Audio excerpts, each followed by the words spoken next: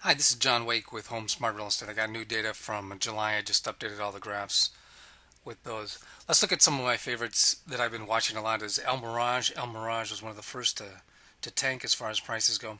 You can see we're getting on. These are sales here.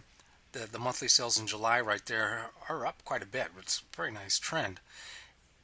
There's a lot of new homes, even though El Mirage is an old area.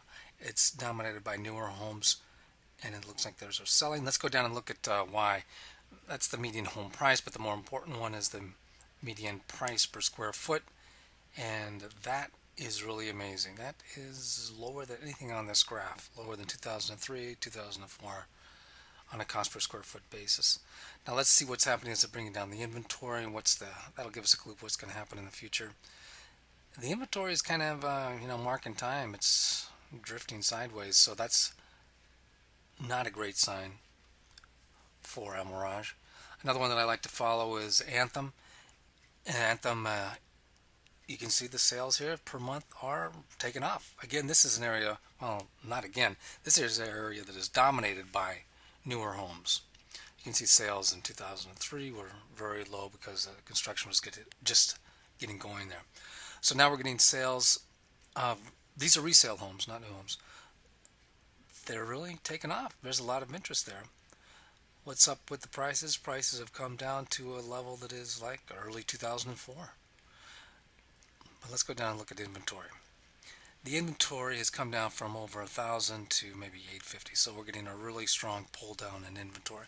We might see inventory tends to creep up in the second half of the year. Let's see what happens. If it goes against trend and continues to go down, that's a real good sign, a bullish sign for that we're reaching the end of the cycle, downward cycle for Anthem anyway.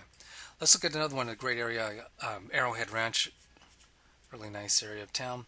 Here's the median price per square. Well, let's go back up to the sales are. These are the number of homes sold. They're increasing. It's nice, but it's still wow. Look how much lower that is than normal. Let's say 2003 is a normal year. They're still not there. And look at the prices per square foot. They've come down pretty regularly. And let's check out the inventory on them. Inventory is coming down strongly, so there's a lot of interest there. Let's do another one. This is Tolleson. I haven't talked about Tolleson before. Tolleson is a nice area, an older part of town. A lot of industry, and then the area that used to be farmland has now got a good amount of subdivisions. Not too far from downtown Phoenix. We're seeing, and that you see here, these are the resales, how low they were, because there just wasn't a lot of new development in the area. So the resales taken off lately. That's nice, or this entire year, pretty strong.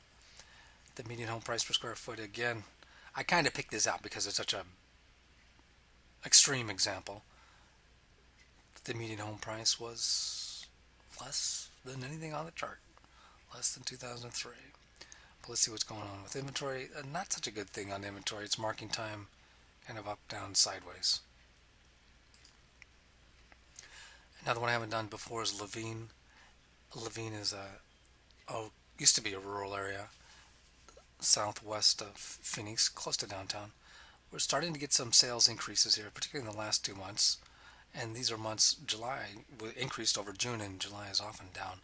Typically, July would be down, so that's a strong sign for sales. But again, I'm picking these out because of their extreme examples, and this is showing that the price is, yikes, pretty low. What's happening with inventory? Again, another one where inventory is marking time. Okay, let's go to another part of the town. This is 85262, which is up in the very extreme north of Scottsdale. It's in the desert mountain area. Sales never really tanked in there. They got strong, but they're still doing okay. But the median price per square foot is falling. I think you can see a trend here. Let's say you took off these last 4 months. You wouldn't think that there was no trend. It's just in the last 4 months that we're starting to see a trend a little bit down in there, and that's one of the last places that we've seen, visually clear downward trend in prices. Let's see what's going on with inventory. Inventory, yeah, marking time again. If anything, it's going up. Here's another one. This is 85298, which is the southernmost point of Gilbert. And there's an area down that I thought it was overpriced compared to it's right next to Queen Creek or the town of Queen Creek itself in Maricopa County. I thought I always thought the price per square foot was too high compared to what we were seeing in Queen Creek and even just north of there in the 85297, which is another Gilbert zip code. Sales are going up, very nice, but let's go down. Finally, prices started to break in the last 2 months. So when prices were here, I was thinking, that's hard to support when their neighbors to the east in Queen Creek are down lower, and the neighbors to the north, also in Gilbert, were lower price. They broke pretty strong in June and July to get sort of in line with their neighboring zip codes. Let's see what's going on with inventory there. Ooh, that's not a good sign. Clearly increasing inventory. So they may have even more catching up to do with the neighboring zip codes. Here's one that's 85226. This is like just south of, it's in Chandler, just south of Tempe. Very nice area. Just below that is the Indian Res. So there's not any development further south. Good freeway access in a way. We're starting to get a little bit of increase in prices here. A number of sales in recent months, but still way below what would be sort of 2003 could be a normal good year. But prices here kind of broke again. This is a pretty strong decline for them. Now, what happened here? This is the story that is interesting here is the zip code in Chandler just to the east, 85224, had come down a lot more. Prices, the sales weren't coming up that great, but prices had come down a lot here earlier than they did in 85226, which is, like I said, further inward, so to speak. And let's go back to 85226 in Chandler.